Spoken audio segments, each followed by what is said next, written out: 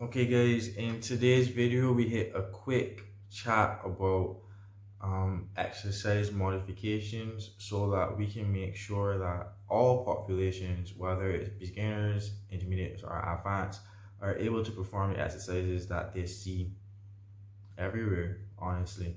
So I go through how you would modify for ground exercises, how we would modify for leg exercises, and how we would modify for plyometric exercises also. So that being said, that's the small intro for today's video. Keep watching the video guys and you'll get all that information that I just talked about, and I hope it was of maximal help to you. Okay, signing out.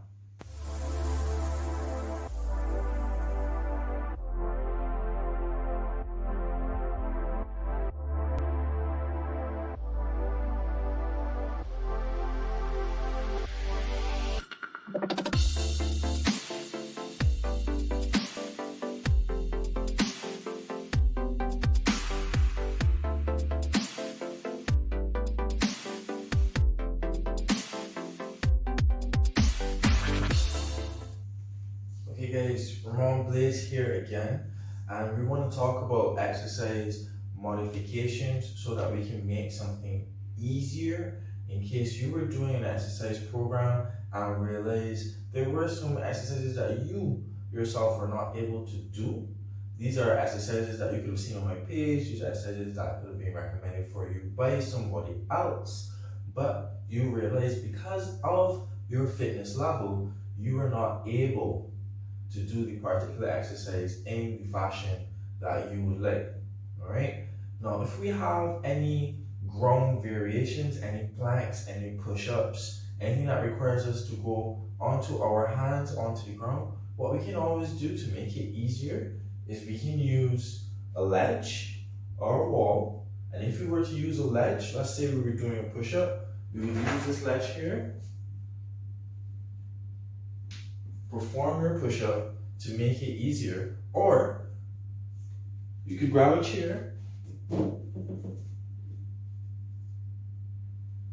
and hit your push-up the same way. Now this also works for planks and any motion actually where you are in a plank position and you have to do any type of movement. It works for mountain climbers, it works for everything. So if you have an exercise that requires you to be in a 4-point position where you're on the ground, you can always elevate it with a chair, or you can go onto a wall to make it easier. Now, if you have a leg exercise to do and you do not have the range of motion to hit that one position that is required, again, we can use a chair. Say we had squats to do, you will squat down to the chair and come back up. Now the thing about it is that in order to make an exercise easier, all we are doing is reducing the range of motion or reducing the incline that might be, increasing the incline that might be occurring with the exercise. So for leg exercises, we want to make it easier. Say it's a squat, we reduce the range of motion. If it's a lunge, we also seek to reduce the range of motion. So say we had a reverse lunge, and normally reverse lunges go all the way down here and back up, but you couldn't handle that because of your knees. What you would do is you would just shorten the distance that your knee travels and we come back up. Okay, we just look to go within an acceptable range of comfort for you, because we don't want to go into a space where your knees start to hurt when you go too deep. Why go too deep? We want to still get the work in. We still want to challenge the muscles and the tendons. So we go to that point just above where it will cause us pain and we work with that, okay? Anytime we want to scale down a plank version of an exercise or a ground version, use a chair. Anytime you are a wall or a ledge or even a couch, but anytime you want to scale down a lower body exercise, shorten the range of motion that you are using.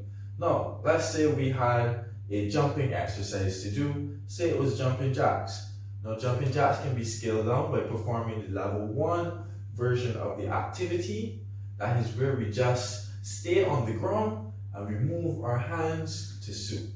Now, we have high knees. High knees normally happen when we come off the ground. But level 1 high knees, we stay on the ground and we just slow down the motion.